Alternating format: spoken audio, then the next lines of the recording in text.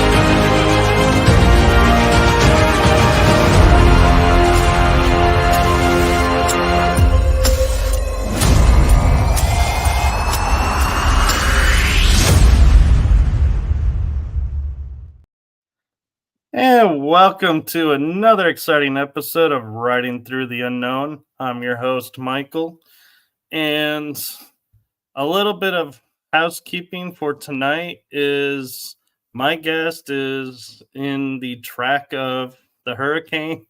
So we are going to have the episode as long as signal holds out.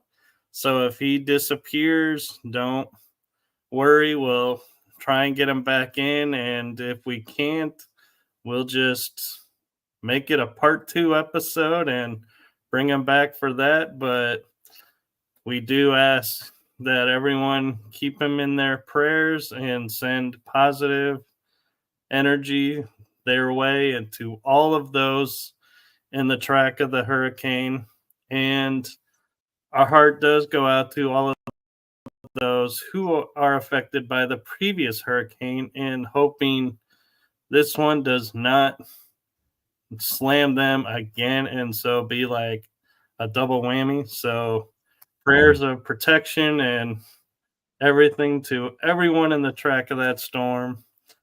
And without further ado, and hoping tonight goes as we're wanting it to go, I give you the one, the amazing Matthew Mournian. Hey, thank you. Thank you for having me very sincerely. As a person who was kind of lurking your show for a while because you had such a cool title, it's an honor to be here. And so, anyway, thank you. And yeah, Well, thank you. And, feel free to lurk away. And I know that sounds really strange. oh, I know, right? Well, you're definitely in the right place for that if you're talking to me. So, anyway, So, for those who may not be familiar, can you give the audience a little bit about who you are and what you do? And if you want to mention your wife, you can. totally. Yeah, so I guess this is always the funnest part every time I do one of these, to put a label on the thing that I do. And it sounds dumb and kind of cheesy at the same time, but I regularly ask myself, like, what is it that I actually do?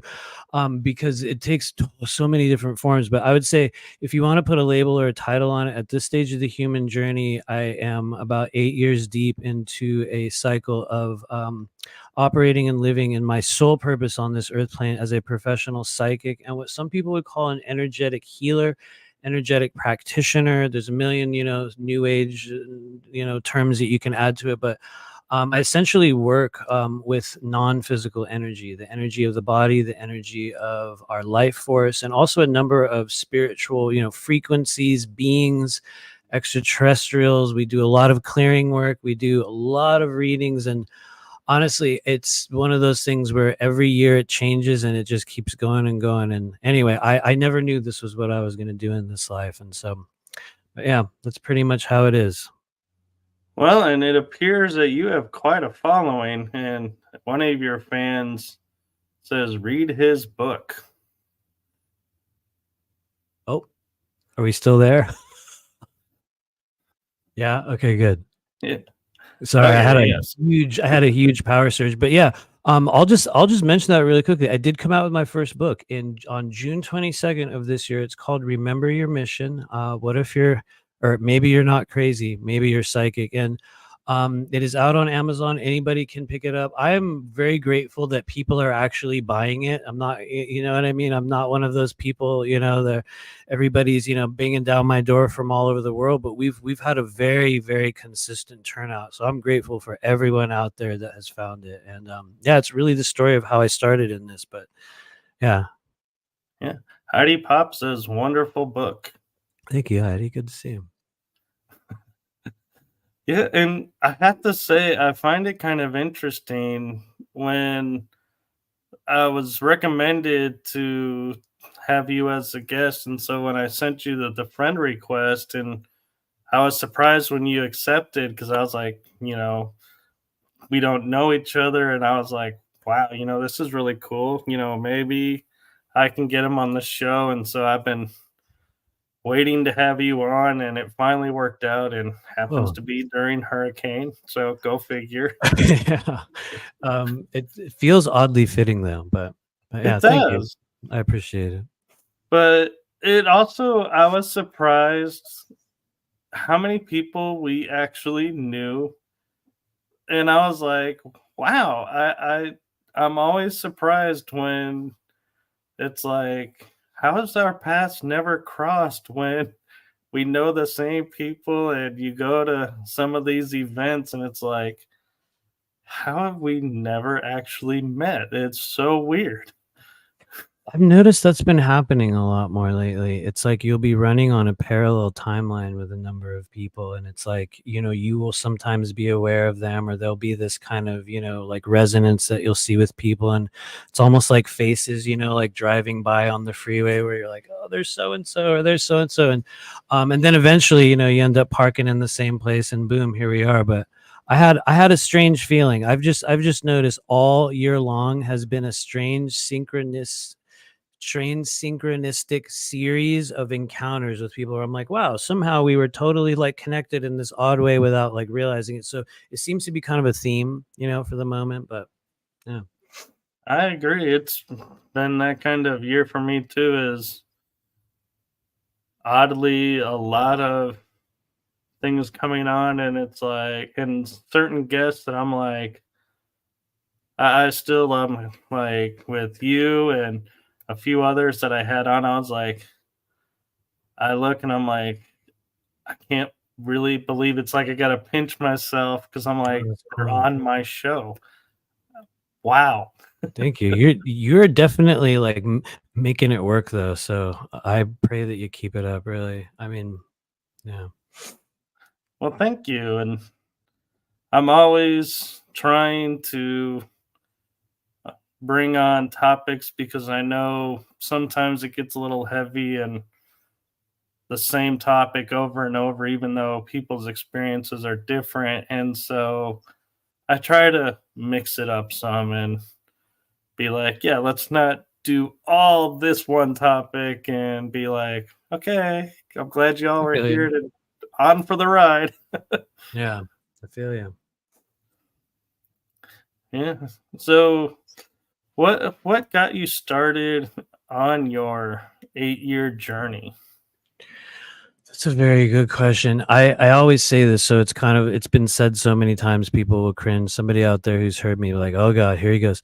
Like I said, I had no idea that I was gonna do this work in this life. It took me until about age 40 until I realized that there was something very, maybe not so different, but just very, very particular about the way I was perceiving things in this world. And I think like a lot of us, I was born in a certain frequency and a certain kind of wavelength that lent itself to extreme empathic overload very, very early on. And I think for me, the experiences of early childhood, while it wasn't, this horrible traumatic thing, I mean, there was a significant amount of it, but it wasn't a thing that defined me. But what I came away with it was that I had come into this world with a very, very particular path that, just like I think maybe you and I were speaking of just prior to this show, it defied so much of what everyone had expected of me. And I really tried to fit myself into the box of kind of normal kind of human life paths for literally 40 years. I tried everything I could do. I was a musician for a long time, and it kind of worked. I played in bands for a number of years. It went reasonably well, but they were all stages of identity that never really fit. And right around when I turned 40, a very particular event occurred in my life that literally changed everything for me. And I talk about it in the book. I've told the story a million times. I'll give you the super short version of it here. I used to work as a mental health, we'll call it mental health professional in, homeless outreach and stuff back in, 2015. And I had an experience at a homeless outreach fair at a veterans treatment center that I was working at, wherein I essentially had a massive opening of Kundalini energy in my body. I was given an energy blessing by a very kind person, just people in public doing energy work. And I really only sat down with them because it was hot and I wanted water, and they had shade, and they were like, "Would you like an energy blessing?" Some old lady like, "Hello." And I was like, yeah, all right. Yeah, sure. Yeah, whatever. And I sat there, and it sounds crazy, but within maybe 30 seconds, maybe 2 minutes, I don't know how long it was. I stood up, and it was as if something opened up at the top of my head, and I could feel my breath moving through the top of my head, and it felt like I was wearing a hat, like there was this ring right here, but I was like, there was nothing there. And I remember just walking around with it for a while and telling people. And, I remember looking out at the world. And as soon as I met with that woman, it was like all of a sudden some wavelength opened up in my eyes, and it was like light got really bright. Yet I could see all these little things moving and sort of connecting in the atmosphere. And I described them like sparks of light. It was so powerful that I was able to stare into the sky and watch all these things moving and cascading and going back and forth. And it was one of those moments where I was like, something just happened to me. And I didn't know what it was. Lo and behold, long story short, within about 30 to 60 days of that moment in July of 2015, I experienced such a massive opening of energy within my body that I began to literally fall out of my physical body. The things would occur. I would walk past people. I would get caught in their energy field. And I did not know it was a thing that was possible at the time, but it was like I would actually fall. It was like something had ripped open within my energy field so greatly I could not contain it. And, I started coming through portals when I would wake up in the morning, just like watching myself go through my ceiling, fully conscious, going, what the hell's going on? I'm crazy. I'm losing my mind. Cause I was working in mental health at the time. Right. You know what I mean? It was like, this doesn't happen, and then beings started showing up. And then about, I would say a month into it. And this is always the thing that a lot of people ridicule me for saying this because they will think it's fake, but I need to talk about this because people need to know this happens. About a month into that journey, I remember being in the shower and there's so much energy was going through my body. I started doing this autistic glitch out thing, and I was like, just literally, I felt like my body was frying. And in the palm of my left hand came a blue wisp of flame, like an actual fire. A fire came out of my hand. And it was one of those moments where you would imagine if a thing like that happened to you, you'd be like, oh my God, that's amazing, right? Most people would be like, it's a superpower, right? For me, it was the single most frightening thing that had ever occurred. Moreover, it gave me a sense of fear that it just shut it down and it never came back. And so those moments were like turning points for me. And what happened was I ended up discovering, going back to the woman that helped me with that, that activation, and they explained what had happened. You're having a Kundalini awakening, your energy body has opened up, and they were like, good job. And I was like, what the fuck's going on? Yeah, I was losing my mind. And so I had to go through a 2-year journey of literally learning how to put myself back in my body, learning how to control and understand what was happening. What was happening for me was that something had ripped open so far that I was able to instantly perceive what we call the layers of energetic anatomy. And I could see meridians. I could see chakras. Actually, I could hear the chakras first. The first thing was that I could hear it somehow. And I didn't understand how that was possible. But it was not the cool version of it. I didn't get like a victorious awakening. I thought I was literally insane, and I was a cowering, just complete mess for 2 years straight, until a few people came into my life, and one person in particular, and honestly, the first time I met her, she looked at me and said, "You're a psychic." "Yes, you are. Yes, you are. That's why you're so weird." And I was like, it was like this moment where I was like, somebody saw something within me that fundamentally changed my entire life. And that was in summer of 2017. And ever since that day, I have lived and operated in a full professional capacity in doing the work that I do. I never took a class. I never read a book on it. I never got trained by anyone. I lived with this, woman who was older than me for about a couple months. And she just talked to me about her job being a psychic. She just told me, "Oh yeah, this is how you do it. This is what I do."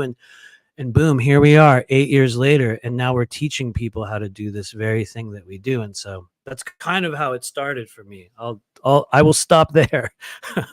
But No, yeah. that's cool. And one of the things that caught my attention that I was like, when I heard you say it, kind of resonated to me. That something that came up like either I think it was last year for me was a friend of mine created a banner because being in the paranormal field, we all gather and she put us together in a group and she's like, "This tribe, these weirdos are my tribe." And we're like, "Oh, we loved Yeah, that." And yeah, so when you said, "Yes, that's why you're so weird," and you're like, "Yes," and accepting that, I was like, "Yes, that seems to be like the biggest compliment to give to people in our so frame it of is. reference." And it's Yeah, like, I know that they're like sitting there going, "Oh, you're weird." And we're hearing, "Oh, you're weird." Yes, I've yeah, made yeah. it. I'm on Mhm. this level. That's very much, very, very, very much how it was. Yeah, totally. Yeah, so I'm kind of a little bit curious with so you spoke at a conference in July. Do you want to talk a Oh little yeah, bit about absolutely. Yeah, that? yeah, totally. The Full Disclosure Now conference put on by Mr. Brian Singh. And yeah, that I haven't been doing a lot of events. I one thing I learned over the past 3 years was that I was not a chosen member of the SSP Cool Kids Club. So you know what I mean? I got to be on the outer fringes, you know what I mean? And so, my opportunities to speak are few and far between, but we did have a really good presentation over there, and really like the overall mission right now, which I'll just cut to the chase. Like, I have a very particular assignment on the earth plane, at least at this stage right now, and that is to prove and to demonstrate to those that find the work that I do and that are able to hear my voice, whether now in the future, that you are living in a time on earth in which you have a very, very particular set of skills and a very particular duty and opportunity to be of service to the human collective in a manner and in a form that most of us have waited lifetimes to have. And so part of my duty right now is helping people understand that you yourself are also a psychic. We are also healers. And I think that one of the things that I want to stress to our soul group or our community is that we're coming to the stage in which the greatest growth and the greatest change, the greatest healing you will ever encounter in this life will come at your own hands through the work that you learn how to do, through your own discernment, through the development of your abilities, and through the God-given ability to commune with spirit in the ways that we were taught were only available to those in power, those that were in charge, those that were, the head of the churches. We're living in a time in which everyone can do it. And I would like to think that that's mainly the message that I like to send at these events. Whether or not that gets sent is a whole other matter. But we also talked a lot about a lot of extraterrestrial experiences that I've had, which I think was one of the things that really kind of drew me in to that soul group of people, was trying to understand my own journey within it and really what had happened to me. And what I discovered in that, which is a thing that we had talked about at the conference, and it was actually the first time I had discussed this publicly, was that I had been a part of a family wherein my maternal grandfather had worked at the Los Alamos National Laboratories in the 1970s. And everyone's heard about what kind of stuff might have been going on out there in New Mexico. The awkward news is he was not involved, or so he claimed, in any sort of, space stuff. He was actually working, check this out, supposedly he was working on a space age glue that they were going to use to put together top secret aircraft because they couldn't be riveted. They had to be glued by some crazy superpower adhesive. And so for some reason, this guy would have to go out to, New Mexico and stay there for 10 days in a row and work on this glue. And during that series of experiences during that stage, he had a series of experiences, which were abductions, military abductions, meetings with grays, and a series of beings. And what I came to understand, and it usually skips a generation. So my parents' generation didn't necessarily have the same type of interaction. Yet what I've discovered is that it's been a thing going on in my family, and probably most of the people that hear my voice as families. But in my specific case, it seems as though something kind of followed me from that experience. And as an early child, I had this was one of the things that I had never really spoken of until this conference. I had been taken out of the body and taken to other, if you want to call them planets or places in space, or we can even call them other realms. And I think a big part of my journey was understanding, what that is and how that worked. And so I think I come from like an ancestral, bloodline of contactees. But what I've noticed is, for me, and I'll kind of pause after this, it has taken a very different form from what a lot of other people have experienced. And I think at the beginning of the journey, it really caused me to doubt myself, because the experiences that I was having were more real than anything I had ever encountered in this entire life. And it was weird. They didn't seem to fit in with what other people were saying. There was no programs, and there was no, this or that. And, there was just such a different encounter. And so anyway, I will pause there. But yeah, it was a very strange road starting out. Well, what's interesting is you're talking about going out of body and meeting these other beings and potentially other worlds.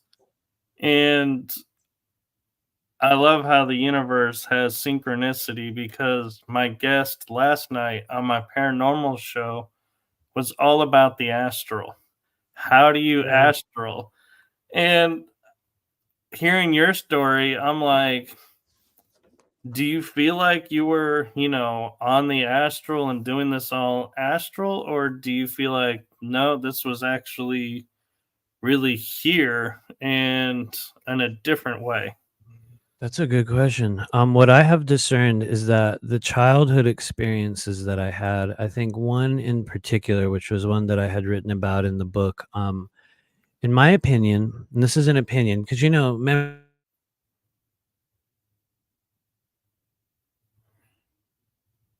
Oh, I think we get a power surge. oh, are we still there? Hopefully, Okay, here we go. it's a good sign. What was the last thing you heard before it cut out? You were stressing how it's your opinion. Oh, right.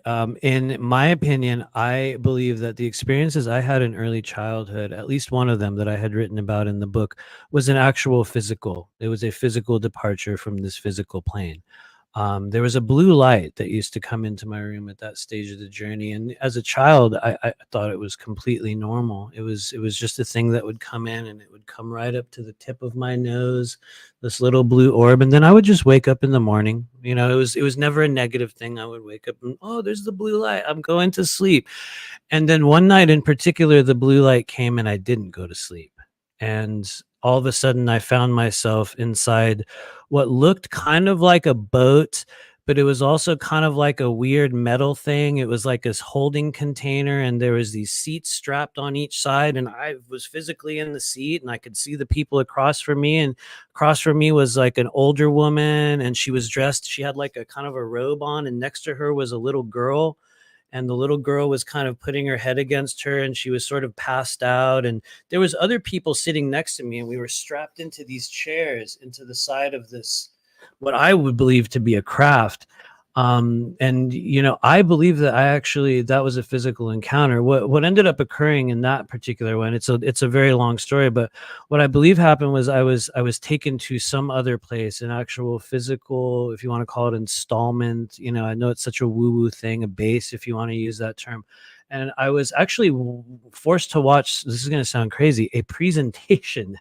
It was a literal presentation and a speech given by a series of people that came in and showed all these figures and percentages. And in the middle of that speech, I was watching this old guy came in, he looked kind of military. And then there was another woman that came in after that. And who came in with the woman was these very, very tall men. They were like from the child mind, age 6, like basketball players, you know what I mean? Like Right. really, really tall, skinny dudes came in and they sat down right in the front of this amphitheater.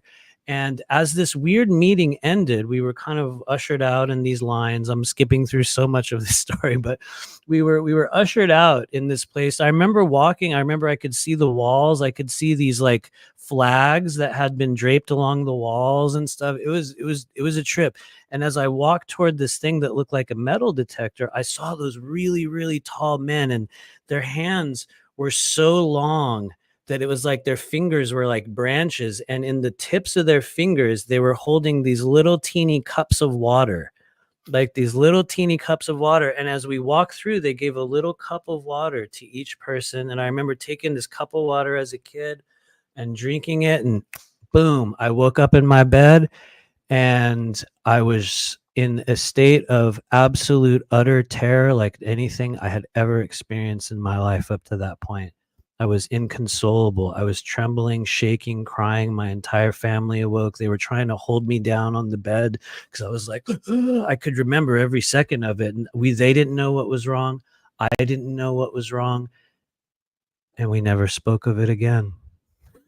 After that night. And so to me, that was a physical abduction. Now, in the years after that, I had many other experiences, especially after what we would call, a quote unquote awakening stage.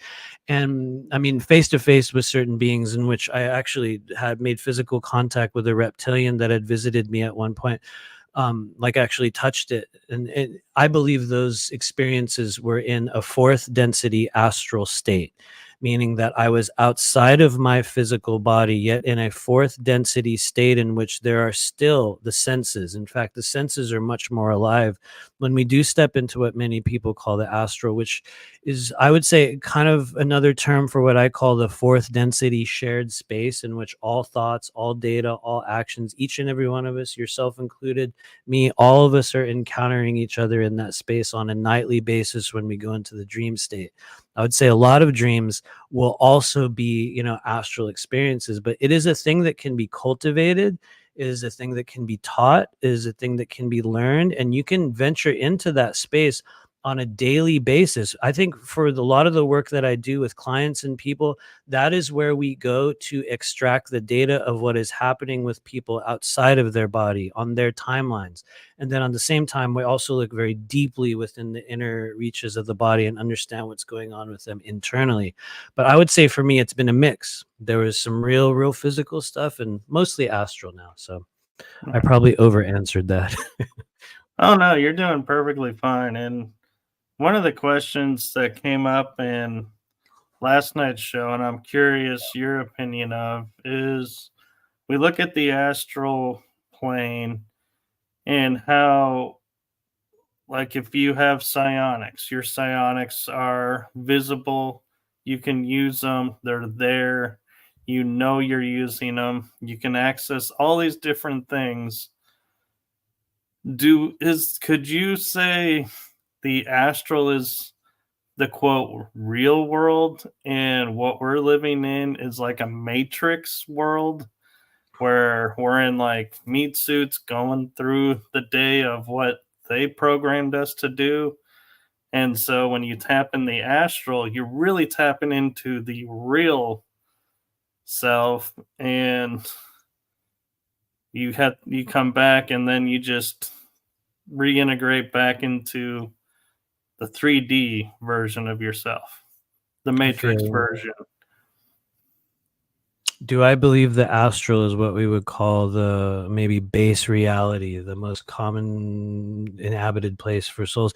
That's I have heard that, and in some ways, I feel that that is very resonant in terms of this is what we understand as maybe true reality outside of what we would call this biodigital intelligent, matrix that we're living in. And yet at the same time, I think, maybe this is too much of a philosophical answer, but I really believe that our task as human beings is here on earth. At least mine is, here on earth to create change within the physical body. You know what I mean? And so for me, while I do regard what we might call the other realms, that astral space, as a very legitimate and real form of reality, and honestly, it's a place that I work with literally every day in the work that I do. I'm not good at taking breaks. So it's like I see pretty much about one person every day at least and do this work. But it's a place that I think when you begin working in a regular capacity and doing regular psychic work with people, you will become naturally very comfortable with sort of extending pieces of your consciousness outside of this body. And I think what you'll find is that, I mean, it's one of those things that as soon as we can break through these layers within the infrastructure of our chakras, and there's literal mind layers that you have to break through. It's one of the reasons why a lot of people have a hard time actually moving into that astral state outside of what they think they're making up, is because you actually have an imagination layer within the third eye. You have a physical layer within the third eye. You have a bunch of different gateways. In fact, if you want to get technical, the third eye itself is what we might call the primary visual sensing apparatus for spiritual energy. It's actually, from what I can tell, 5 or 6, possibly more, separate pieces of one focusing lens. And now one of those has to do with what we would call our realm and sort of empathic feelings and the vibrations that we pick up with people.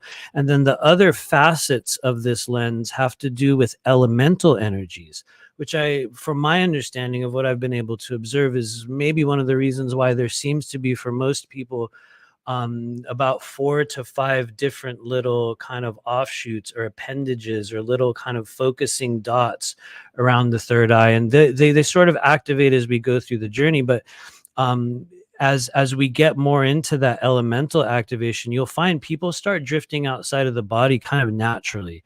And here's the thing, it's not always like the best thing to do. I think that one of the things I noticed from people over the years past was that there was a big, it was like a trend for a while to try to, do an out of body experience. And while it is very expansive, it also leads to a lot of states of dissociation. And there's kind of a lot of grounding that you have to go through with it as well. And so anyway, to go back to your question, yes, I think it is a form of true reality. But like it or not, I think the reality that I'm born to connect with is here in 3D, at least for now, on the reality plane. So yeah. So yeah, and funny story for you is, as you're talking about, needing to be here and not on the astral and working there, is when I was, I think in my teenage years or maybe 20s, I was spending so much time in the astral that they actually took and locked the door on me Mhm. and said, "You are not allowed in the astral. We are taking away your access. You have to stay here on this plane." And I was like, "That's not fair." They're like, "No, you belong here. You need to be here." And so it took me like a couple months maybe before they would allow me back into the astral, but it was so strange not having that access. And so yeah, so it's kind of funny how Feel both you. of us are like, yeah, we're I we're stuck here. that is that's a very, very real thing. And I guess I'll just be real with you, and hopefully this isn't, TMI. I can tell you are very, very active in that framework of reality. I mean, it's very apparent. You can feel it in people's energy. I can see it in your eyes. I can see the way you observe people, both internally and externally. I mean that very, very sincerely. And so I doubt you're still cut off from there. I don't think you are. But No, yeah. No, but thank you for that. That is great validation Oh, yeah, because it's real. there are times where you wonder, is this memory or is this experience real or what's going on? And so one thing I want to kind of diverge to a topic that maybe in your wheelhouse, maybe not. Yeah, yeah. And I'm curious with your work is why I'm going to ask it is the ego. I've come to learn it as being an earth guide only, meaning it'll only aid you and help you here on earth. It won't help you out there or in the astral. And so to me, that's where I'm like more comfortable with when people say, well, you're being egoic. I'm like, well, yeah, I'm on the earth. So good. I'm guiding Yeah. people on the earth. Where what's your take on the role of the ego? Man, I feel quite resonant with the way you describe it as being somewhat of an earth-based construct, at least when it comes to the intensity through which we would interact with it. I feel that part of at least the ego's role, at least in my life, is to continue to teach me about who and what I am, and the boundaries through which I chose to interact, and the way, all of the ins and outs of the human experience. And so it stands to reason that, to me, that would be much more of a earth-based, character trait that we're going to allow into our consciousness for purposes of self-regulation, preservation, whatever terms you want to add to it. That makes sense. I think, it's an integral part of third density human consciousness. Now, when we leave this body, is the question, does the ego persist? Does it still hold some form of weight or relevance, or hold on to those personality aspects that we prize so greatly on earth? You know what I mean? It's like, does it? That's a very good question. And I don't know that I could really answer that. I can tell you that within the experiences that I have had, within what we would call an astral or non-physical space, it doesn't seem to be the type of place where there is a lot of ego flexing, or one is defined upon, the power through which they're, defined in the earth plane. You know what I mean? It's not even a thought. And I think one of the things that I have learned, and also was taught to me about the nature of what we would call that fourth density state of consciousness, is that I think that there may be some form of an automatic ego dissolution when you enter that framework, because one of the things we know about fourth density consciousness is that everything is known, all is apparent, every thought, every desire, every action, every history of every individual is all known. There is nothing that is inaccessible within fourth density, except when we're within that framework, those facets are only valuable to us in 3D. We only look at them here in third density and go, whoa, you mean I have all knowledge and I know what's going on and I can sense, the thought forms of other people and interact through the fabric of time? And you're like, oh my God. And then you get in there and it's like, well, yeah, that's how it is for everyone. Only Okay. in 3D are you bound to cause and effect. Well, I shouldn't say cause and effect. Only in 3D are you bound to the passage of time that we experience. And so, anyway, I'm grossly over answering you once again. I think it plays a role, but truthfully, I might not understand to what end. So, there Well, you go. and what's interesting is to piggyback on what you were saying about it when you're in the 4D or the astral or however you want to determine it. I noticed when I would spend time out there and when I come back, the way I was perceiving things before changes. And I Mhm. know, people say, oh, that's spiritual growth. You're learning this or that. But what I'm meaning is like, say, for example, being an athlete, we'll use an athlete example. Your ego is, yeah, I'm the top player, I'm the best of the best. Then you go spend time in the astral, and when you come back, you're like, I'm no different than anybody else, and we're a team and your whole persona changes. And I feel like that's, I think, kind of a residue of the energy of the astral coming in, and the ego is like, oh, wait a minute, melding with it and going, okay, now this is my new level, my new role. Yeah. So my new understanding. And so I think it does grow with us I agree. because we do need to still operate here, because this is like apparently our station home. And so yeah. until we fully move on to ascend to the next dimension, I think the ego is along for the ride. And I think, to me, what happens is if you embrace what you've learned out there and bring it back, the ego learns it with it.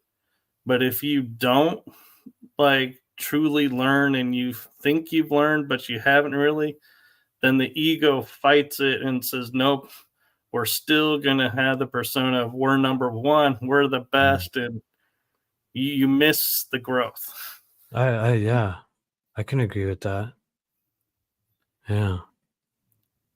Which I guess is a very valuable tool in the third density realm. You know what I mean? Like, it's a very, very valuable tool for learning, but I feel you. Right. And I used to be, I will admit, I was taught and used to be of the school of the way to ascend is you destroy and let go of the ego. And I've come to actually learn now, like you're saying, I'm 46 now. That's like in my 40s going, Same age. Nice. 77, right? Yeah. Yeah, 78 actually. Oh, okay. Yeah. There you go. 78. So, Yeah. but yeah, and it's funny that it's like my late 30s, I would say more in the 40s, that I've truly come to understand that the ego is not something to be destroyed. It's something to teach. And so I've almost wondered if the ego is like a construct of the inner child. Whoa. Actually, I can see that. I think that yes, there's a lot of it, a tremendous amount of it. Yeah, interesting. Yeah.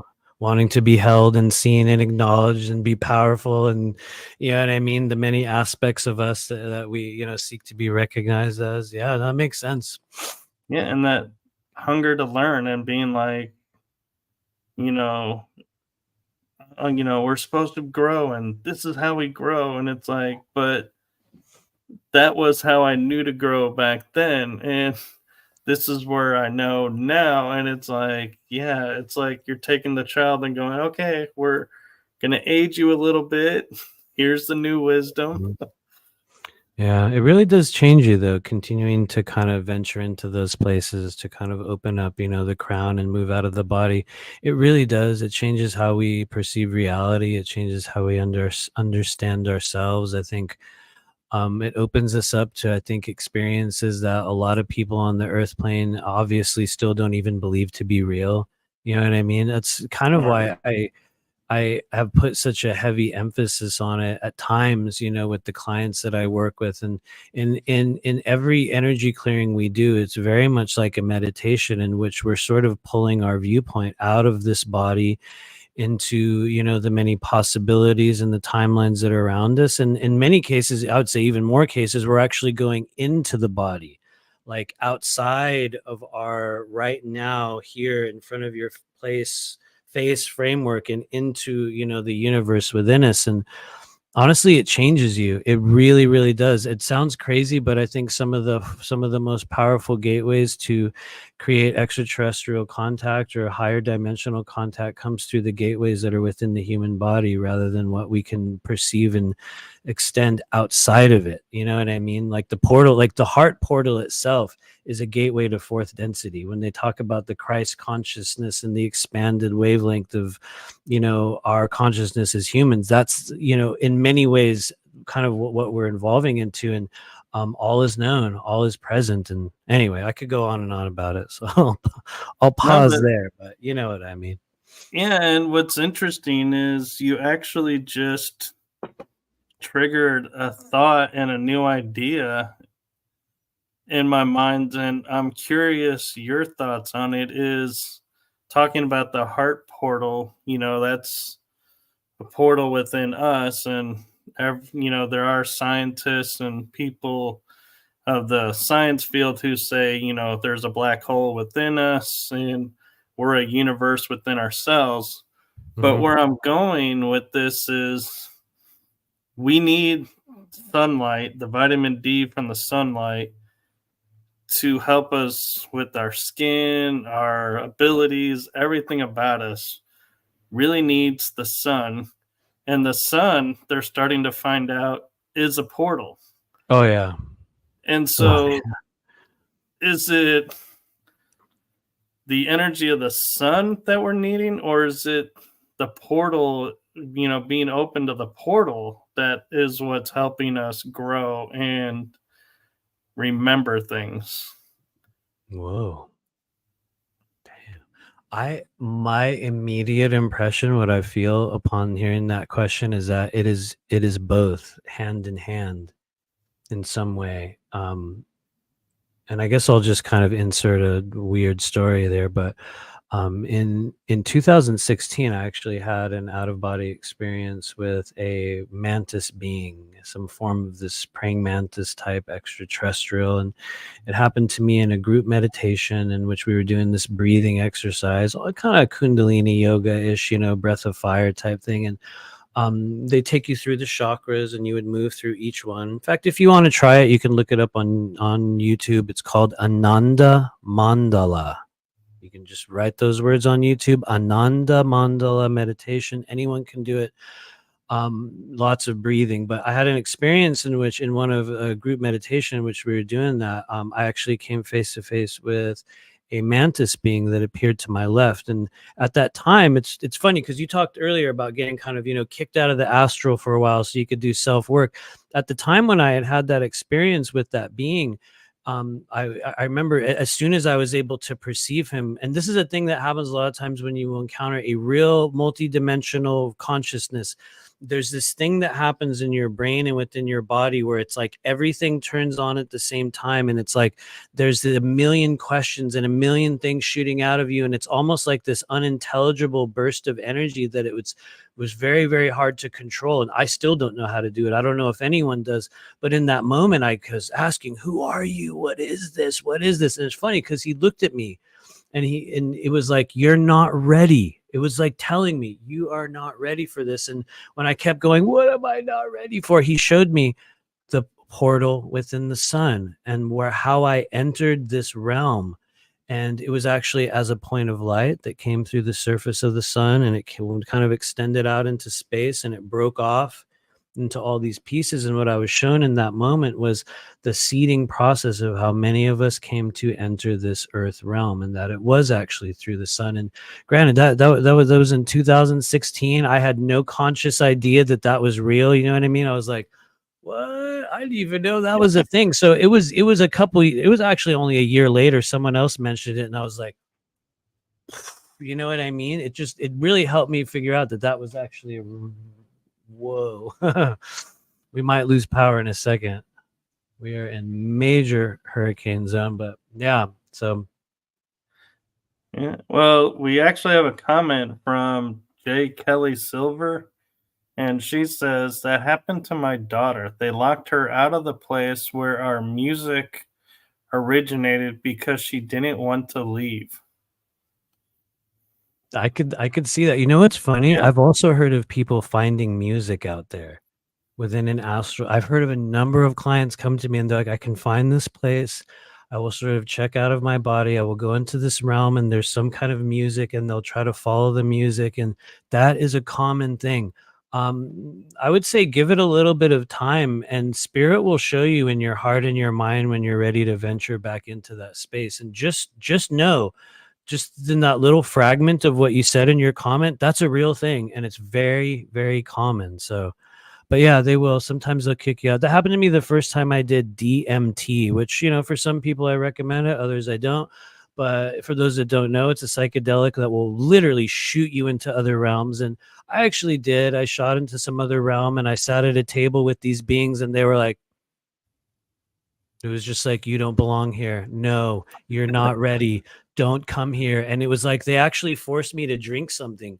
They handed me this sort of vase and they put it up to my lips and were like, giving it to me. And I was like, and then I just went right back into my body. And it was like, what? And I think for a lot of us, we will have experiences like that in this life. And we will immediately go, well, there's no way that was real. And I encourage everyone out there to really lean into it. I'm not saying, decide that it's absolute reality, but those things don't happen by mistake. And, it's definitely going to become much more regular as we go along. But I'll pause there. I feel myself in ranting mode. So, Oh, you're doing fine. And I actually had a guest who, when I was explaining an event in the paranormal field that happened to me, she actually addressed it and was like, she goes, so according to science, because that's her background, is I think is parapsychology. She goes, when you're in an event and all your senses are firing and are present in that event, you are physically in that event. that makes sense. And I was like, and I said, so that's time travel? She goes, yeah, you went back into the past. For me, my experience was Vicksburg battlefield, and all my senses were firing. And I'm thinking this is a past life memory. So I'm watching a movie playing out and all engaged on it. And she goes, no, you were actually Mhm. there. And I was like, oh, that becomes even more trippy. And so I'm wondering if that's kind of fits your definition of, how to determine real life experiences from astral is if all your senses are present, you're having a real experience, or does that still get a little muddied? That makes sense. To me, that feels resonant in that if every aspect of your physical senses are operational, that would signal a greater level of, formation of reality in some way. I feel resonant with that, yet at the same time, and maybe this is just one of those like, but wait a minute, there's also, um, who said that the astral is not physically real? At what point did we get taught that that's not real and that only 3D is real? You know what I mean? It's like kind of Right. a sort of a double-edged thing. And anyway, I'm not sure where I'm going with that. I'm getting sidetracked by this. I don't know if you can hear the wind. It's going crazy now. I think I heard a Actually, literal no. piece of metal flying by outside. You'll see me go, what? Damn. Anyway, but yeah, we're still hanging in there. So It's kind of funny because they talk about the eye of the storm all the time, and it's like here, and you were like, okay, we're in the eye, and so it's like literally getting to be like a live experience of this is what it's like, and being like, wow. And but I'm curious with I'm not sure if you know a lot of metaphysical terms and sciencey terms, but the astral plane, I hear people also talk about the ethereal and and all these other names, the ethers, and are they all names for the same place, or are these different planes built up on each other? man, that's a very good question. I have also heard, of, ethereal, ether, all those things. Um, I sort of feel like it really depends on not I'm not trying to make this like a humorous thing, but I think your definition of those places and those terms will be dependent on who you follow and what you've learned and whose YouTube channels you watch and what you've been taught and understand as being real. And so to one person, it could be an entirely separate realm, or, you know, a level of, you know, some other astral place. And for other people, we're all just describing one thing. I can tell you that whichever way you want to describe it or look at it, from what I have observed on a firsthand level, it's funny because I always use this stupid word. There are a myriad of levels of what we might call realms, pocket dimensions, that I think are accessible to really anyone who chooses to devote themselves to opening up the energy body. Some of them are very, very well formed, and when you get used to really kind of silencing the mind, you can go into a state that feels more real than real. And some of them are more like shared dream realms where we bounce off each other and have weird fantasies, and it's more just like an echo chamber. And I see all of those things as equally real in some way. The relevance that they hold for those on third density plane, I think, is where it varies. You know what I mean? And so, you know, maybe it's all real. Maybe they're all separate levels. Another thing you'll find, which, you know, I don't know if it's a cool thing to say this, but, or maybe it's a bad thing, but I have also had probably too much time being able to view what we would call the lower astral plane as well. And I can tell you that there are so many, like infinite layers to that, which, you know, that's neither here nor there, but some of them are almost identical to this earth plane. Some of them have very strange conditions. Some of them become entirely different levels of reality that we bounce in and out of here in this human life. It's a very, very, it's so dense, it's so expansive, it's really hard to put your finger on it all. But anyway, it's a wild realm out there, and I think they're all kind of real in their own way. I guess that's where I'm going with that. So here's an interesting thought for you is we're starting to hear like a lot of talk about like Mandela effects kicking up because timelines are merging and we're returning to one solid timeline that somebody's splintered off in the past. And so, if that's true, are these timelines that we're looking at, could they be astral timelines? Like existence on the astral that's coming into current, or are they actually really alternate timelines where we're all like we could be having this conversation in 10 different parallel universes and maybe talking about the same thing and maybe talking about something totally different? I feel you. From my understanding and what I have observed, and this is always a haphazard thing to say, because, you know, if you haven't noticed, everyone's an expert, you know, instantly nowadays. All it takes is a YouTube channel. It's like, now I know all about this. But sorry, we're getting some real, I'm sorry, can you please refresh my train of thought? Some big piece of debris just flew past my window. I'm like, wow, where was I going with that? I'm sorry. We were discussing if the timelines that are merging. Oh, right. Okay. Sorry. Thank you. That was just like a what the hell moment. What I have observed is it is literally infinite. And I've heard a lot of people say, no, you know, there's 2 or 3, you know, physical timelines, and there's a chaos timeline, and there's this and that.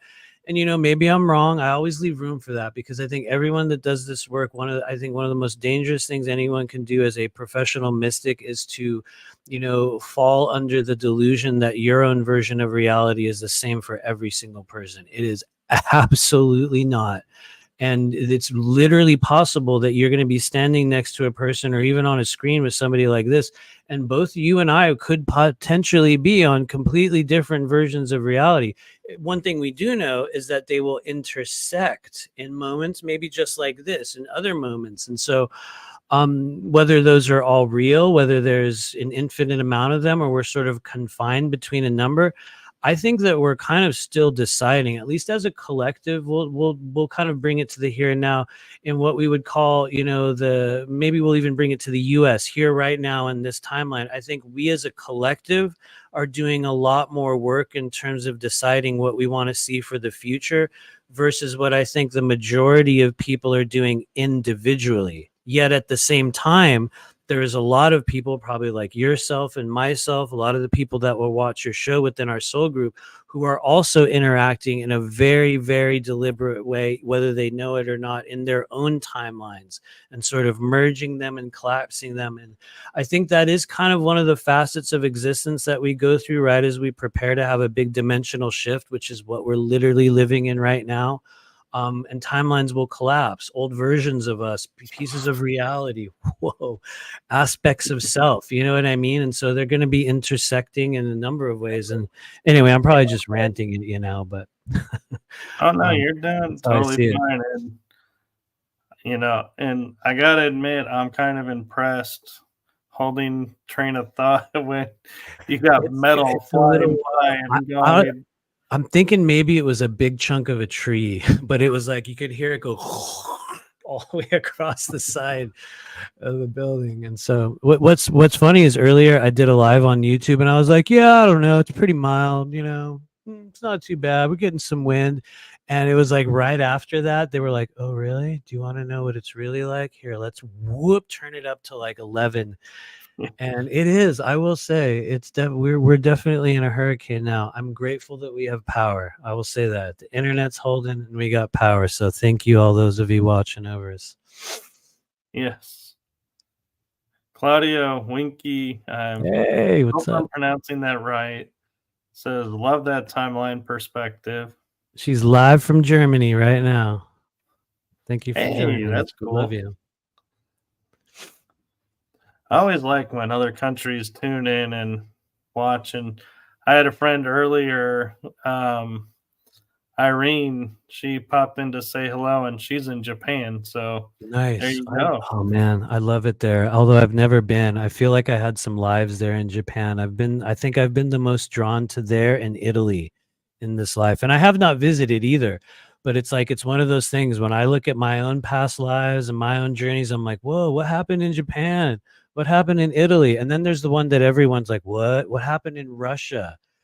Oh my God. Like I have so much Russian, and I'm not Russian in this life, not at all. But it's like, there's this weird thing where I'm like,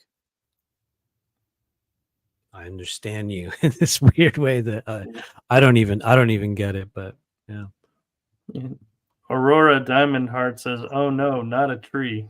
I'm pretty sure it was. It was a chunk. It was a good tree, a chunk of some. Anyway, it sort of died down. So I think we're okay. Oh man, Claudia's up all night. 4 That's a.m. in cool the though. morning. Wow. You know what though? Thank Every you for now and joining then, yeah. Thank you for being up right now. Every now and then, it's exactly what we need. But thank you, Lala. Right? Thanks for hanging out with us. Yeah, Lala, she is one of my rare guests that has actually been on every one of my shows. Nice, nice. That's cool. Thanks for being And here. so I'm kind of curious, and I know we're at the hour, and I know we're pushing it, especially I with am totally good. So whenever you feel a natural ending, either that or our power will stop. But yeah, feel free. Go ahead. I'm kind of curious your thoughts of the perspective that you have of doing the work that you do. When you get somebody who says, yes, I want to do what you do and learn what you do, and you sit down and try to teach them, and they're like, no, I don't get it. No, I don't understand this. No, I don't see what you're talking about. What do you do in those moments? Have you come across that to where Wow. somebody says they want to, but they really don't? Well, I would say Or yes. First off, most people probably wouldn't continue. You know what I mean? If they don't really want it, they probably won't even. We won't even connect. But for people that we do end up working with, I have encountered this a lot, and I think it was actually one of the problems that I had when I first started doing this work. And I've talked about this a lot in other places and shows. But I was one of those people that when I started this weird awakening journey, I was so out of my mind. I went to people to try to get sessions, and not knowing I was supposed to do one on myself, obviously, but I needed to learn how to work with my own energy. But I would go to people and I would do like the YouTube thing, and I would watch everyone and be like, I'm going to do their healing process or whatever it is. And a lot of people, what, you know, they would have these techniques or these like ideas or these things. And, you know, I think I said this on that presentation we did. They were like, you know, make the orb of light around your body, do the column of light, call in Archangel Michael. And, you know, the reality is I was ready and willing to do all those things. It was like, hell yeah, I'm ready. Let's do it. And everything that I did, the techniques that they gave me and the way that they showed me did not work. And I could not understand it. And people were like, just do it like this. And I'm like, well, wait, how, what, when? Do I just think of the thing? Do I just decide that it's real? Do I, you know what I mean? There was these huge gaps that I couldn't put, you know, in the right places. And what I learned was that each and every person has a very particular system through which they will pick up and begin to integrate what we would call non-physical energy or non-physical information. And if you're able to understand a person's learning style, number one, because, you know, we have, you know, readers, we have the kinesthetic, you know, learners, we have, you know, the visual, you know, there's a number of different styles of learning. Number one, if you're able to identify the manner through which a person takes in energy, the way they learn in their own time, for those that take the time to generate rapport and understand how a person works, you're not really going to have a question in terms of how to tailor information that people can receive. What I think at times we will have a difficulty with is unlearning certain things that we have learned. And we've, you know, a lot of us have been taught since the day we were born, this is how this is.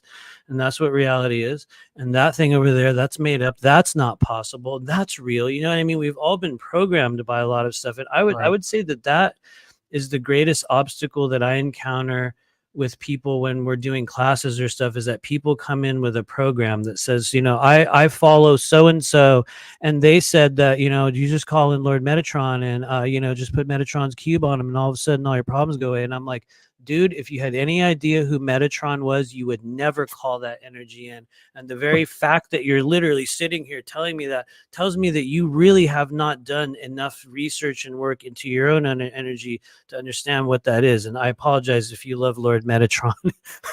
I'm just using that as an example, you know, but you know, some people you will see that a lot. So there's a lot of deprogramming that we'll have to do, but I've also noticed that happens organically for a lot of us as we go through this journey of opening up the energy field. And a lot of people have tremendous mental body energy that's stored up in the upper chakras, which is why a lot of people have a really hard time opening the third eye, perceiving things visually, you know, within the mind's eye. And so if you're able to understand kind of a person's makeup and the way they learn and kind of a little bit about what they've been trying to heal in their life, you will understand the pathways and the energy setters that are open. And what I've just learned over the years is that so far, I was like, I have to check in before I say this thing. So far in all the classes and work that we've done in terms of instruction wise, I don't think that anyone that I've encountered has really had too big of an issue in terms of feeling the energy that we work with. Because one of the things I learned really, really quickly was that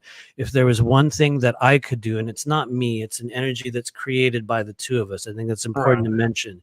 It's a process that's created in unison with that individual, was that we were able to create a very palpable field of energy. I can't say that we always knew what to do with it in the beginning. I can't say that I was like, oh, and now we're going to direct it this way. You know, there takes a lot of learning and refinement to figure that out. But I believe that's something that anyone can pick up if you're able to clear the places in the body that hold on to those belief-based blockages. And then secondly, and I will pause after this, maybe it's most important of all, I mean this really, really sincerely, you have to give yourself permission to begin to perceive things differently. You have to really give, it's like your heart and your soul authorization to be like, yes, I understand. I really do have an ability to perceive and work with non-physical energy, even if I don't know how it works or what it looks like, even if the way that so-and-so does it over there doesn't work. I know that I can. And I think one of the ways in which we know it's possible, even if you have great mental blockages or issues in kind of learning how to operate in that place, the very fact that we know it's appropriate is because you had the desire. And they talk about that in the law of one. The only requirement for service is the desire to be of service. And so I always think there's an avenue for everyone, but I'm probably just getting too philosophical here. So, no, you're good. And what's interesting is while you were saying that, a phrase popped in my mind, and it was a phrase that I was told in a reading once when I asked, what do I need to do to grow? And I would always give my guides a hard time because everything was a riddle to them.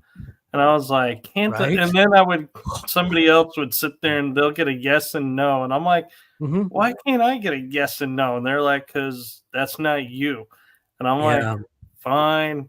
So I said, so what's the riddle? And they go, your growth will happen when you learn to see with eyes unseen. And I was like, what the hell does that mean? And then I started Hmm. realizing, wait a minute, I need to stop looking at everything as concrete in front of me and see beyond and go, what is really going on here? I What is, agree. and so it's like, now I understand it. And it's like, you're like, you're like the inner child going, yes, you were right. Yes, I needed Yeah. that and I get it now. But it's like, sometimes you just wish they would throw you a bone and say, here. Right. Oh no, this is a very real thing. I just want to say this in my experience. I'm not sure if that's someone knocking on my door or if there's some kind of debris hitting our house, but in my experience, actually, here, refresh my train of thought because I got debris flying all around me. Say I it was again. saying about seeing with eyes Oh, unseen. yes, thank you. With the guide, the whole guide thing, you will notice for people that do this work, and I've encountered this, maybe you have, there's an effect that occurs where a lot of times for people who will do this work with others, I'll work with a client and I'll be able to, it's like you can slide right in there and it's like you can discern many things and they'll have questions. And I'm not saying it's all true, it's all open to interpretation as we understand, but you'll find that in a lot of cases in doing this work, it's much easier to extract information and guidance for other people. And it's like we as the practitioner almost have to have this handicap that is placed on the body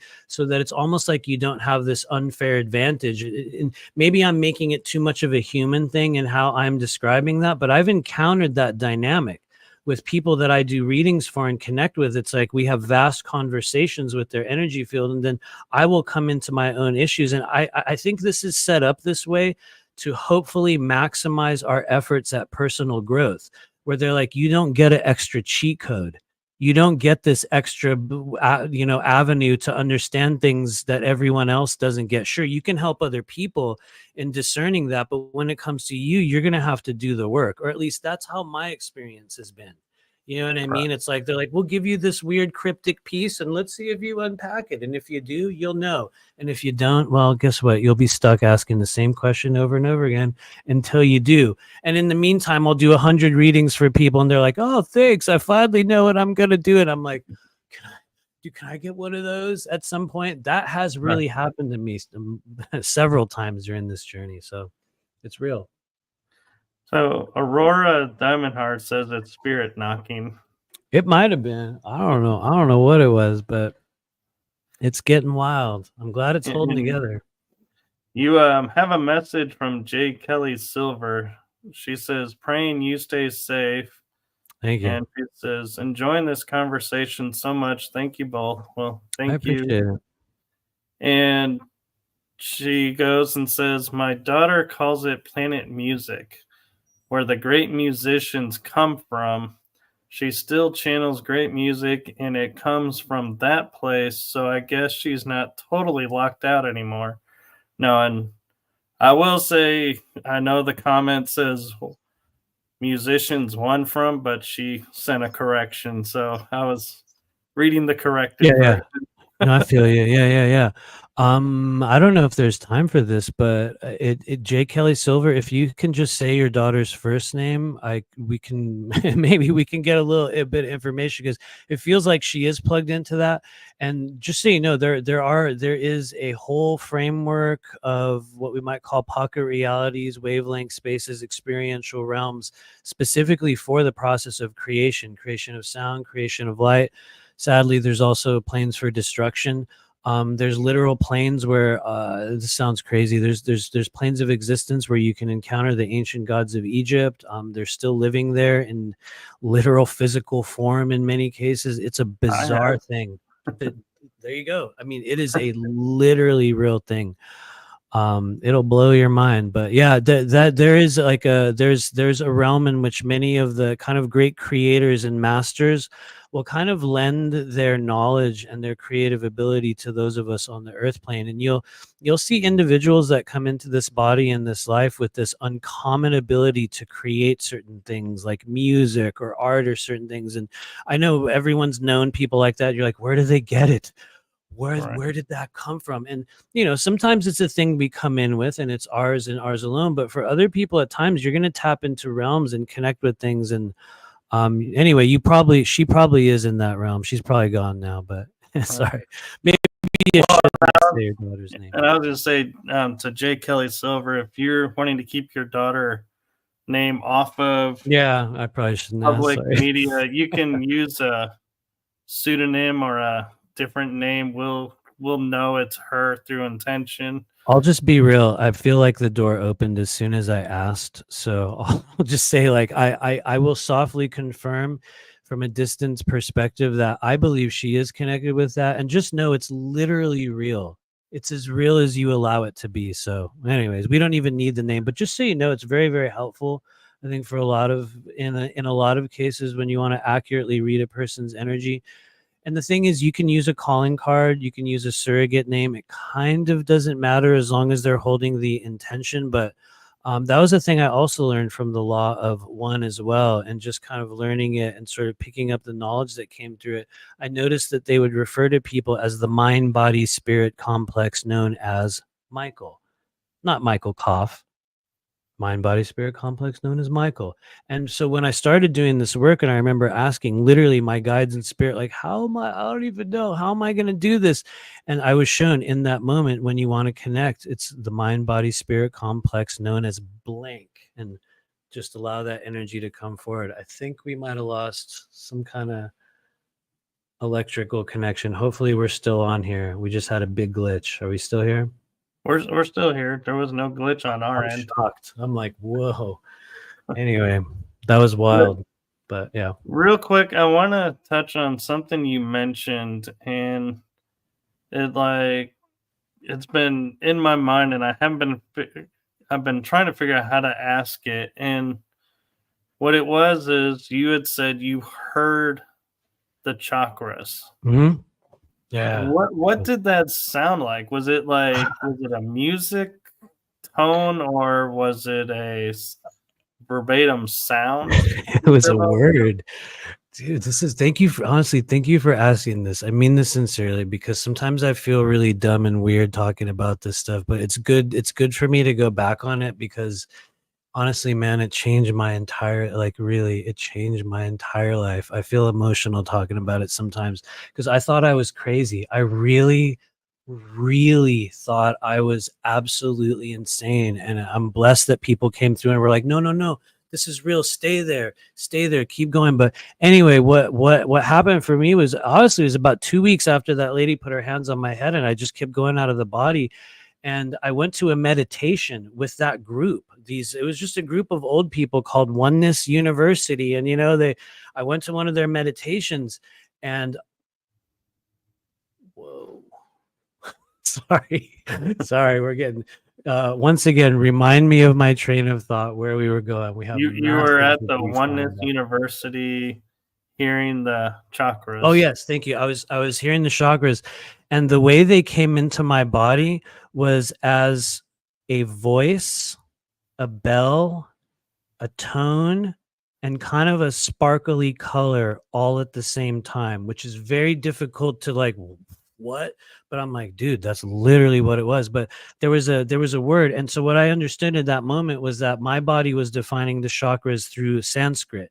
And what I found was that as I would focus on a place in my body and just kind of somehow focus myself inward, I could focus on a certain part of the body. And I remember specifically it happened, the strongest time it ever occurred was when I went to the third eye in just one of those meditations we were doing. And it was like right as we went up to the third eye in this meditation, I saw and heard and felt this sound. And it was like a number of voices all together at the same time. And it sounds so dumb, but they were all, and they would sing it. It was like this singing thing, but it wasn't at the same time. It's so hard to say it, but it was like they would say the name of the chakra and you would experience it as a layer passing through it. I wish I could remember all the names in that moment. I remember the Agni, I remember the Anahata, and they would do the heart. And then I remember other places where I could feel it, see it. And anyway, it was beyond anything that I had encountered at that stage. I'm grateful that did integrate after a while, which that will happen to people that go through these crazy heightened states of activation. For most of us, it doesn't stay. It's like a wave that passes through, and then your body starts to release some of it. We integrate some of it. And so for me, what it ended up becoming later, now how it shows up is, it sounds crazy and dumb, but I can hear it in the voice. I can just look at people's eyes, and you know what I mean? You can hear honestly, the voice is the easiest one for me. I can hear a fraction of a person's voice for maybe 5 seconds. And it's not even like a boastful thing, because I promise you, anyone can do this.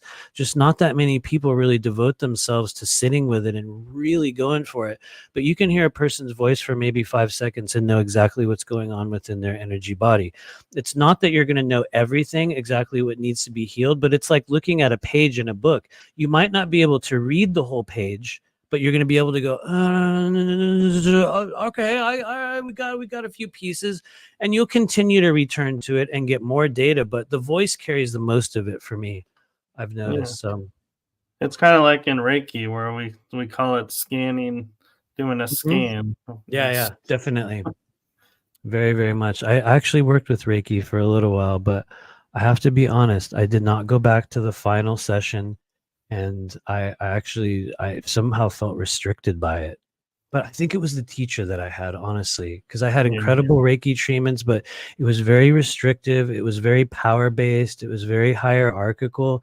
And I think I had we were talking about ego earlier. I think I had a way more ego issues at that stage. And I was like, no, I don't care. I want to do it this way, which actually really, really helped me, because this is a thing that I honestly want to pass on before we go. And sorry to keep going on and on here, but I believe that one of the greatest things we can do for those of us that continue to work with energetic healing modalities is at a certain stage, break the rules, change things, do it your way, create your modality, understand and decide what works for you, and throw every single thing out that doesn't. It doesn't mean you won't edit and change it later, because we have to. No self-respecting, legitimate, energetic practitioner is not editing their techniques and learning new things. But what you'll find is that there's a completely different level of ownership that happens when you start to do it your way and only your way. And man, if I didn't know better, it sounds like there's water running in this room even, but wow. But yeah. And to validate what you were just saying, when I got my Reiki mastership and Reiki 3 level, my instructor, who I am so blessed I met, Neil, was such a great teacher and mentor. He literally told us, okay, now that you're at the master level, go create it your own way. Yep. And it was like, literally, that was his advice. He's like, now that you're at the master level, make it your own. Go do it your way. And I it's very much agree with that. Yeah, absolutely. That's how for a lot of us, that's when everything changes. So it definitely was for me. Yeah. Yeah. Oh, Jake Kelly Silver says, I have so many questions about Metatron. I can just give you a little bit of it before we go. I believe that Metatron is, first of all, a very, very real being. It's, one of, if you want to call it an archangel, but I actually don't really, I guess I should say this. I do not align or work with any archangel energy whatsoever. One of the things that I've learned through my own experiences And I might be wrong. I always leave room for this. One of the most foolish things you can do as a psychic or a practitioner of spirit is say, this is how it always is.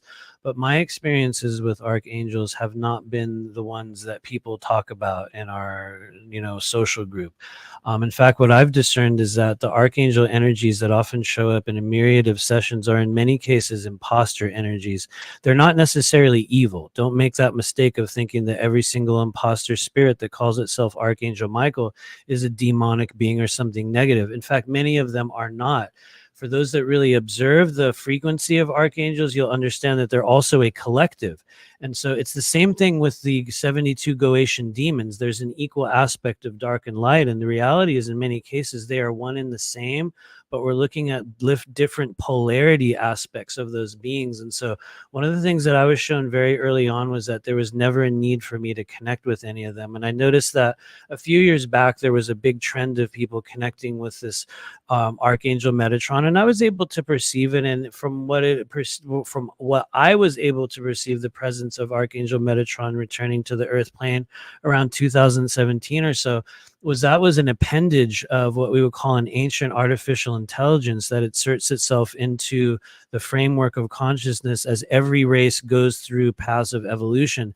Inevitably, this ancient artificial intelligence will come in and begin to take the place of certain energies. And so for me, what I was shown very early on was that Archangel Metatron was part of an AI framework that ultimately, it's not even an evil thing. I'm not saying it's evil. Because it's not like a good versus bad thing. It's just, I don't believe that it's necessarily resonant with organic life.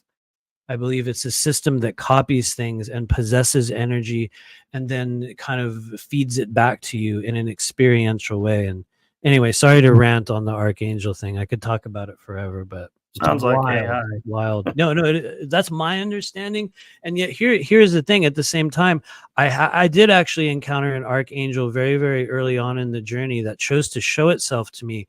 That was Archangel Raziel, which it's crazy because some people are like, that guy is evil. And I'm like, what? When it came to me, it was anything but. And it was actually a keeper of knowledge. That's literally what it explained. I am a keeper of knowledge. And I was like, okay, there was no polarity, there was no good or evil, right or wrong, but it hit me so hard. It was like my body shook and I sat there with tears streaming down my face, like just rocking back and forth for just wild amount of time. And anyway, not to go on and on here, but what I find interesting, to kind of piggyback on what you're saying with the archangels, is when I use archangel energy for something, I don't call on the archangels.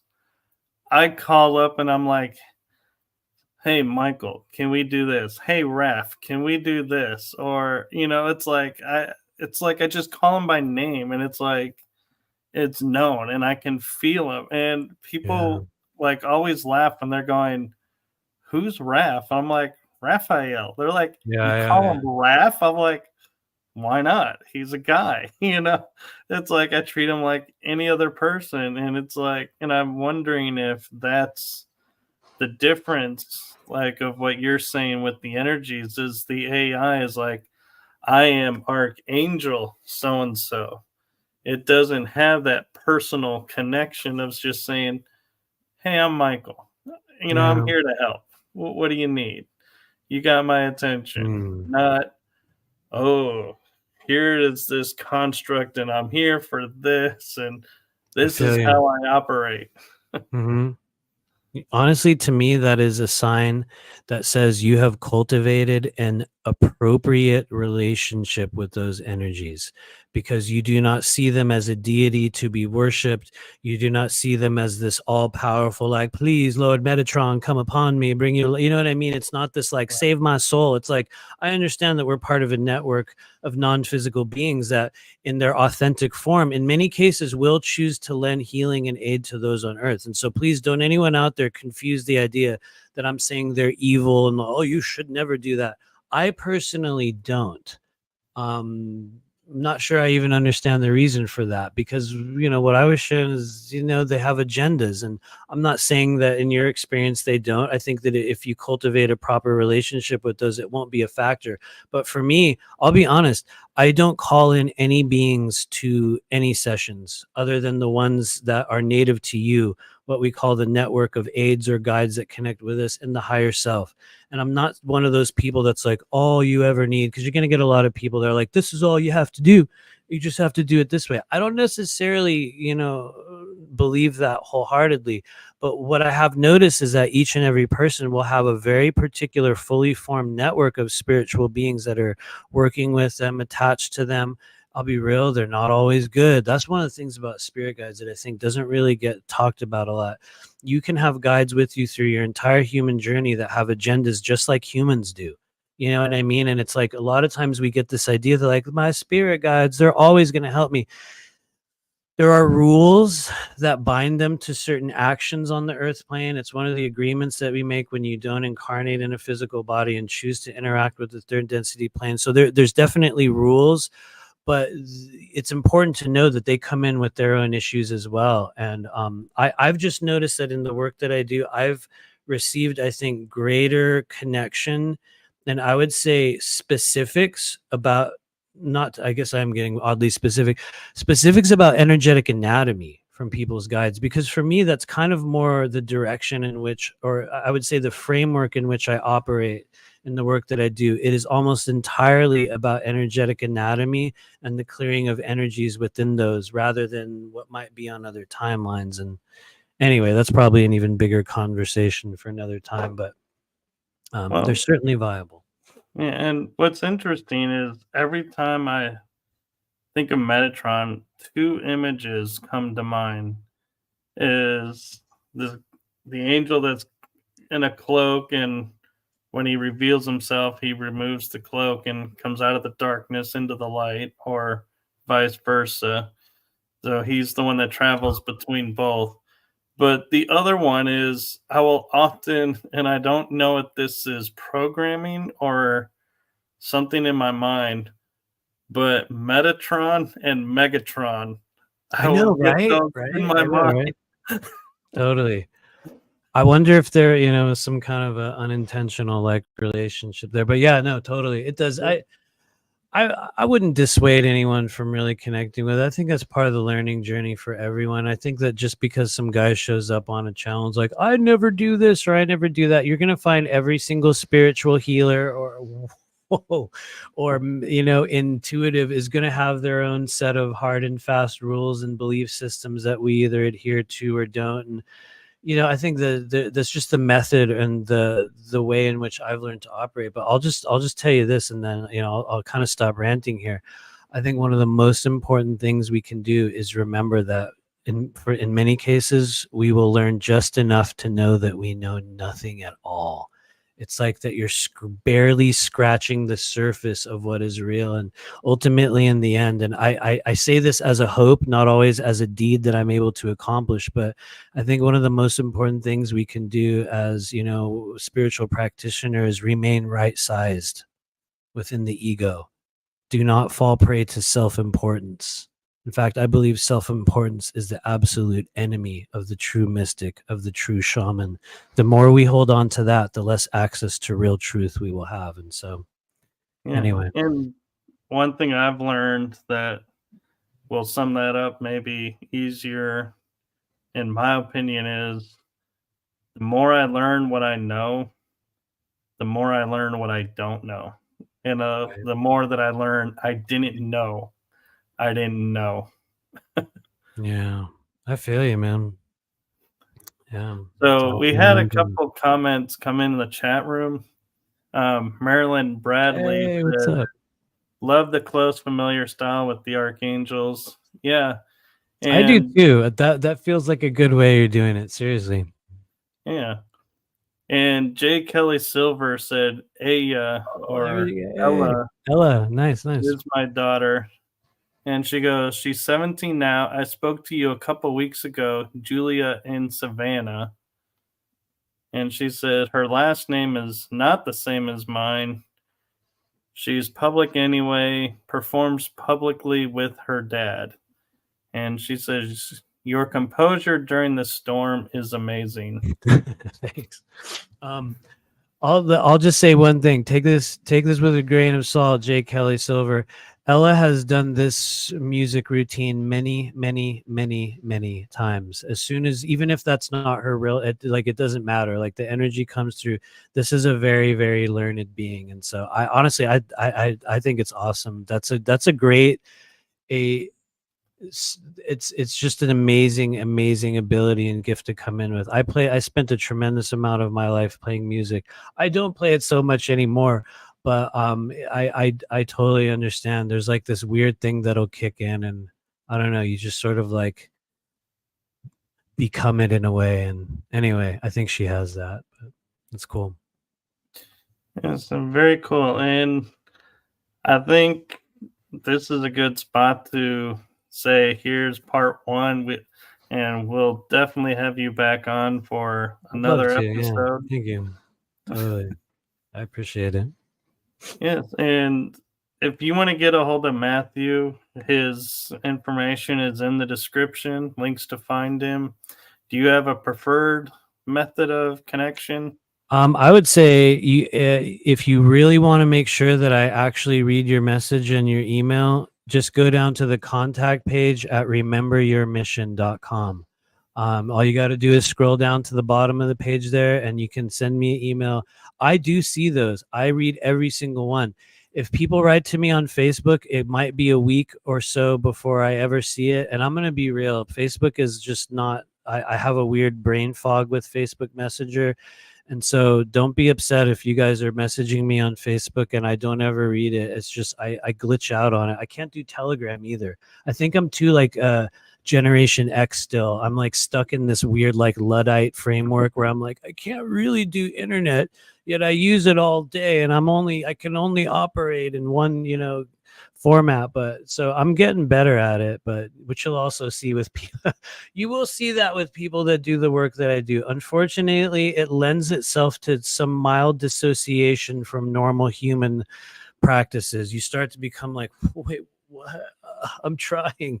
So anyway, but yeah, find me at rememberyourmission.com, which is, it's where you can book a session, anything. So we also have classes up there as well, but yeah.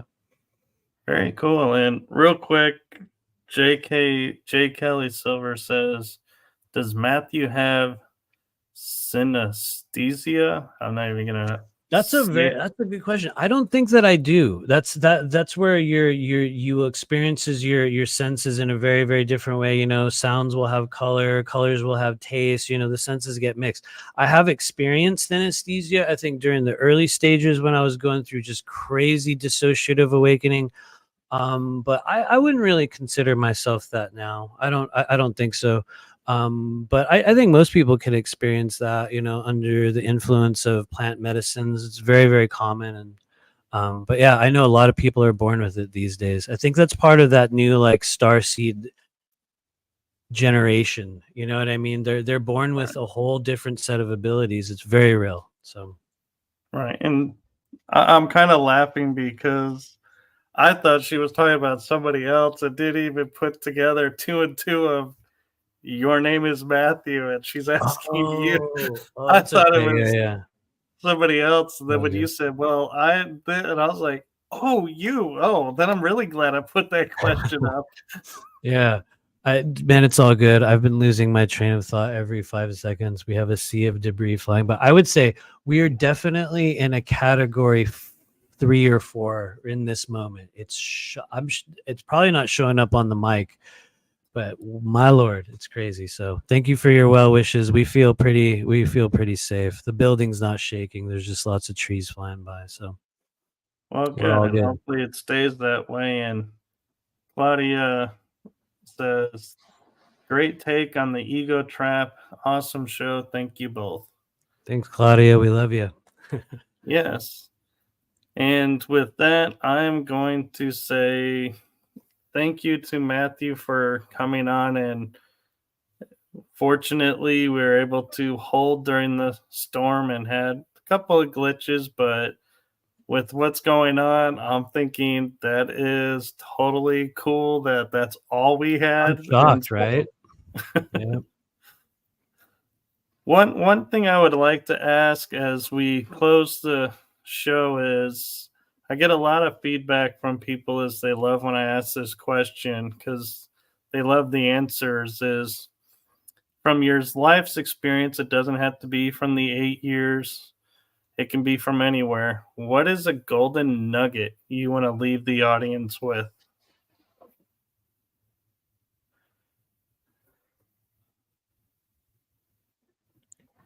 You came here with a mission, and it is time to remember. All right. I love it. And so, to everyone out there, thank you to everyone in the chat room. Thank you to everyone who's watching this. Wherever you are in the world, make it a wonderful day, afternoon, evening. And if you're asleep, wake up and find yourself drawn to watch this episode. And make every day filled with love and joy. And as Matthew beautifully said, follow your mission. Don't let anyone tell you you can't do something, because my favorite way to look at it is look at the word impossible. Mm-hmm. It actually says I'm possible. So just look at your perspective on things. Thank you. Yeah. Thank you. It's an honor. Thank you for having me here. Yes, and I am honored to have you on and look forward to more episodes. We shall do it again. Thanks, guys. Thank you. Oh, it's And down to Claudia- cat too. There we go. Thank you. Well, there you go. We took it from a Cav 4 to a Cat 2. Way to go, guys. Excellent storm dissolution abilities. So thank you to everyone, and I am going to call it and say good night, everyone. Night, guys. Thank you.